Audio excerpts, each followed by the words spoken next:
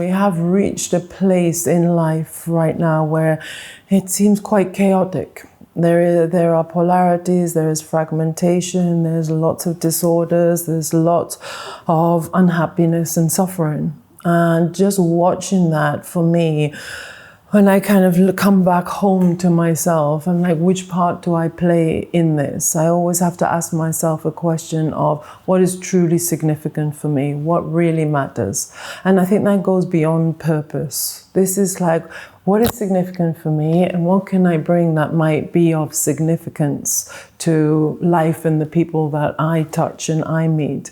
And it has to be about self-mastery. And I don't mean that in some, wise and untouchable way. I mean it like getting to be with each person that I work with in a way that helps them come closer and closer to their true meaning, their true capacities, what they are capable of. And if that can bring more and more integration and more wholeness, then I think each drop creates the ocean. A lot of our problems are as we identify with what is right and what is wrong. But what happens if you could stand on that side, you could see what was right. If you could stand on this side, you can see what is right. I've worked with such diverse people that if you put them all together in one group, they would never get on. Yet I have experienced the possibility of being with all of these diverse, culturally different human beings and finding something in each and every one of them that was sacred. And I really feel that what we are missing in this world is the connection to the sacred. And I don't mean the worship of a God or Jesus Christ or Allah or whichever God you worship. I feel it's more about the capacity of recognizing the essential truths of being human.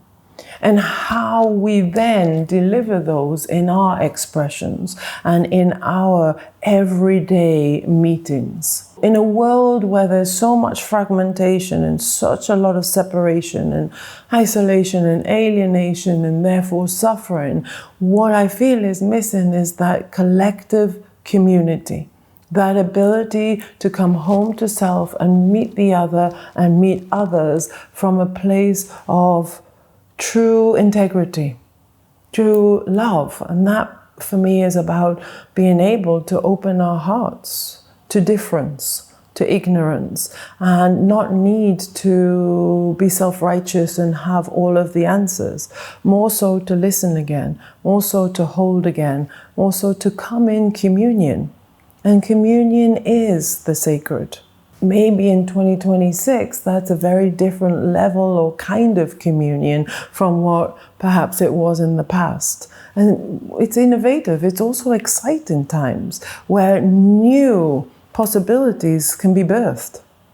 But I do feel it is very much about returning to the sacred and finding what that is for you, what is significant, what is divine, what is meaningful, and how can you align with that and then be in the world with that.